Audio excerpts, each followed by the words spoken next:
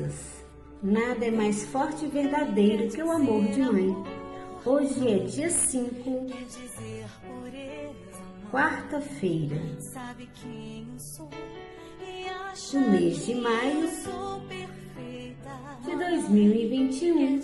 Feliz Dia das Mães para a pessoa que nos deu a vida e todos os dias nos dá razões para viver. Olá, turminha! Olha a Pro aqui novamente. Agora nós vamos dar início à nossa aula de ciências.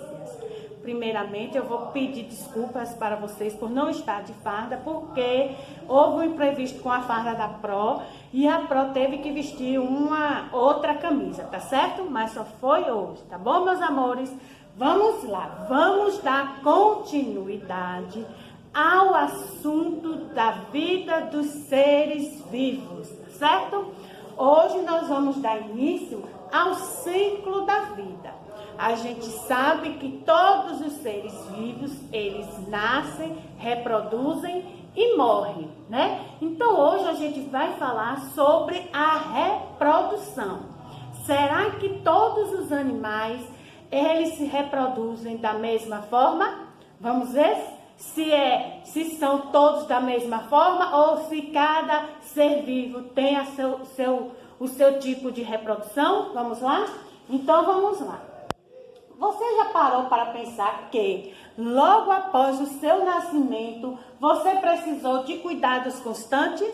Então, assim que você nasceu, a mamãe cuidou bem de você, deu seu banho, alimentou, né? Cuidou de vocês quando vocês estavam doentes. Assim também são os animais. Por um determinado período, a mamãe, né, de cada animal, ela também cuida da sua cria, certo? Não se alimentava, vocês não se alimentavam, vocês não caminhavam, não conseguiam se limpar, nem conseguiam se vestir sozinho. Os animais, eles não vestem roupas, mas eles se alimentam, não é verdade? E precisa que a mamãe dê alimentação a eles iguais aos seres humanos, por um determinado período. Nós, seres humanos, também somos assim. Por um determinado período, a gente precisa que alguém faça isso por a gente, tá certo? Os animais também passam por mudança ao longo do seu ciclo. Então, os seres humanos passam, os animais também. Ao longo dessa unidade, vamos também conhecer como se dá esse ciclo. E como será que os animais se reproduzem e nascem? Nós seres humanos, nascemos da barriga de quem? Da nossa mamãe. E os animais, como será? Por meio da reprodução, do mesmo jeito que são os seres humanos, os animais também são assim, por meio da reprodução. Precisa de um macho e da fêmea, a união deles dois. Se não tiver essa união, não existe a reprodução. Os animais geram filhotes que poderão crescer e também formar novos indivíduos. Assim, a existência da espécie é garantida. Para que isso aconteça, a reprodução geralmente é necessária a participação, como eu falei, de um macho e de uma fêmea da mesma espécie. Como assim? Por exemplo, eu não posso pegar um cachorrinho e botar ele para cruzar com o cavalo. Não vou poder fazer isso, porque senão não vai ter a reprodução. Tem que ser o cachorrinho com a cadela, o cavalo com a égua, o porco com a porca, tá certo? Tem que ser da mesma espécie, não podem ser de espécies diferentes, tá certo? Eu não posso pegar o peixe e querer cruzar com a tartaruga. Não posso pegar uma cobra e querer que cruze com lagarto. Não, tem que ser cobra com cobra, lagarto com lagarto, tá certo? E da mesma espécie. Eles reproduzem células especiais, chamadas gametas, que quando se unem, esses gametas, quando se unem, aí acontece a reprodução e pode gerar um novo ser vivo.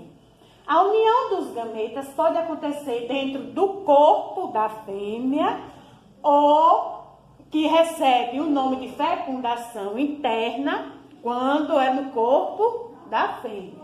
E quando pode acontecer também fora do corpo da fêmea, que é chamada de fecundação externa.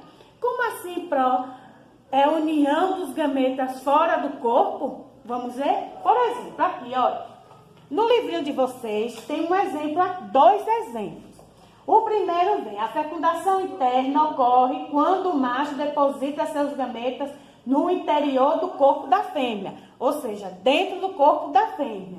Mas, fiquem atentos, quando os peixinhos, a reprodução é diferente. O macho, ele lança o gameta dele fora e aí acontece a união aqui, ó, na fecundação externa dos peixes. Os peixes já são diferentes. Os machos e fêmeas depositam seus gametas na água. Então, a fêmea, ele deposita o gameta dela e o macho também. Então, quando acontece a união desses dois, os dois se unem, aí acontece a reprodução, certo? Então, os peixes, a reprodução, ela é uma fecundação externa, porque não é dentro do corpo da fêmea do peixe, é fora. Tá certo? Os animais que geram seus filhotes no interior, dentro da barriga da fêmea, são chamados animais vivíparos, porque a fecundação acontece dentro do corpo da fêmea. Por exemplo, os cachorrinhos, né? Os gatos. Quem que tem um gatinho, quando tá lá a gatinha, na barriga da gatinha cheia de gatinhos, e isso é a fecundação interna, por isso que eles são chamados de vivíparos. Nós, seres humanos, somos vivíparos, porque a nossa reprodução acontece dentro da barriga da fêmea, da mamãe, tá certo? Os animais cujos filhotes se desenvolvem no interior de ovos, que são depositados no ambiente fora do corpo da mamãe, são denominados ovíparos, que é o caso das aves, do jacaré, das tartarugas, dos sapos. Por exemplo, quem cria galinha? A própria galinha. Então, a galinha vai, se une com o galo e aí gera os ovinhos. O que a galinha faz? Deposita o ovinho lá e fica lá no ninho. Alguém já viu um ninho de galinha? Você vê que os ovinhos ficam lá, a galinha fica lá chocando. E ai daquele que vai tocar naquele ovo, naquele ninho, que a galinha já fica toda nervosa, né? E aí, com o tempo, nasce o quê? Nasce dos ovos o quê? Nascem os pintinhos. A mesma coisa é as tartarugas. As tartarugas, elas saem da água, abrem um buraco dentro da areia do mar, né, fora do mar. E ali ela coloca os ovinhos, um monte. Depois, com o passar do tempo, depois a gente vai ver quanto tempo é para nascer os ovos, as tartaruguinhas quebram por si mesmas os ovos e aí começam a sair e vão por mais tartaruguinhas. Entendeu? Então, aqui nós temos dois exemplos. O porco, que é um animal mamífero, é um exemplo de animal vivíparo, porque o porquinho, ele nasce da barriga da mamãe. E aqui nós temos o exemplo, como a Pró falou no livrinho de vocês, o exemplo do quê? Do nascimento dos pintinhos que nascem fora da barriga da mãe, porque a mãe depositou lá os ovinhos, ficou chocando. Depois, com um determinado período, os próprios pintinhos quebram a casca e nascem, cuidando dos filhotes. Bem, assim como a mamãe cuida da gente, vocês acham que os animais também não cuidam dos seus filhotes? Cuidam sim, por um determinado período, tá certo? Os ovíparos, após botarem os ovos no ambiente, permanecem por perto, como eu falei, o caso da galinha. Quando vocês verem uma galinha chocando lá os seus pintinhos, não vá se aproximar, porque elas ficam valentes e vão para cima de vocês, cuidando e aquecendo-os até que os filhotes nasçam. Mesmo após o nascimento, os filhotes podem receber cuidados e proteções dos pais. Os cachorrinhos, por exemplo, a Pró cria cachorro. A semana passada a cachorrinha da Pró pariu, mas ninguém pode encostar perto, porque ela fica toda valente, porque ela pensa que alguém vai fazer algum mal aos seus filhotes. Ela fica bastante valente, assim como os seres humanos, os seres vivos, que são os animais, também têm o mesmo amor pelo seu filhote, o mesmo cuidado. Esse hábito é comum entre as aves, os jacarés. Quando os filhotes crescem e estão mais desenvolvidos, eles são separados pelos pais para viverem sozinhos. Assim como o ser humano, quando você está grandinho, aí cada um vai para o seu destino. Tem gente que vai para São Paulo, cada um vai para o seu destino procurar a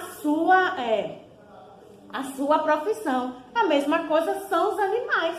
Quando eles já estão maiores, aí eles já vão, se é um boizinho, ele já vai pastar no pasto sozinho. Aí o amor da mãe não é que vai sumir, mas vai diminuindo, porque eles já vão se tornando independentes.